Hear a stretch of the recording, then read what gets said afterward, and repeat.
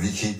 Les militants le jugeaient profanatoire. Ils se sont opposés au concert d'une organiste américaine dans une église de Karnak il y a 10 jours, jusqu'à le faire annuler. Le maire a déposé plainte contre plusieurs dizaines de ses membres proches de Civitas. Le mouvement catholique intégriste d'extrême droite n'en est pas à son coup d'essai et nous avons enquêté. Maxime Lavip et Vincent Plérin.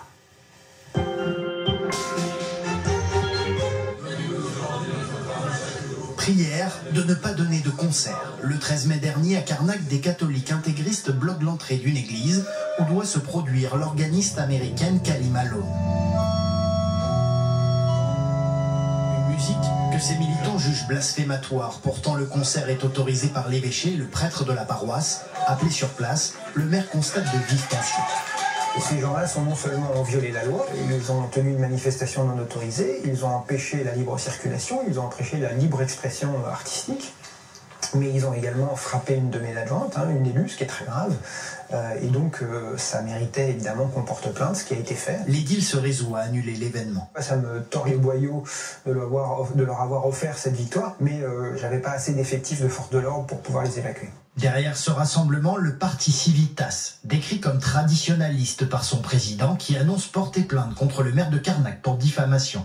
Selon lui, aucune violence n'a été exercée. Le seul outil de violence qui a été utilisé à Karnak, c'est un chapelet. Les églises sont des lieux de culte, elles ne sont pas des salles de spectacle. Quoi de plus normal que de prier sous le porche d'une église? C'était bien plus normal que d'accueillir un concert de musique profane, voire profanatoire. Civitas se pose en défenseur des valeurs chrétiennes traditionnelles, en rupture avec le Vatican, comme l'explique ce fin connaisseur du catholicisme. Ces gens-là font partie de l'intégrisme catholique qui voue gémonie un concile de réforme qui a eu lieu dans les années 60 qui s'appelle le Concile Vatican II et qui a ouvert les églises à autre chose que les sacrements ou le culte catholique.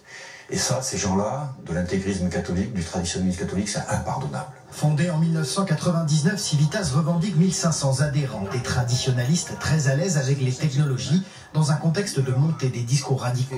Et en fait, leur force tient des réseaux sociaux. On compte à peu près entre 170 000 et 200 000 personnes qui suivent Civitas sur les réseaux sociaux. Et donc, on a toute une population d'ultra-droite qui se radicalise.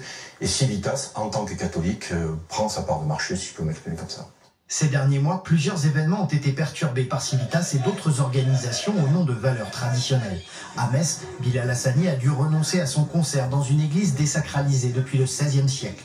À Lyon, les concerts sur les toits de la basilique Notre-Dame de Fourvière ont dû être annulés suite aux menaces de groupuscules d'extrême droite. À l'étranger, au lendemain de l'attaque sur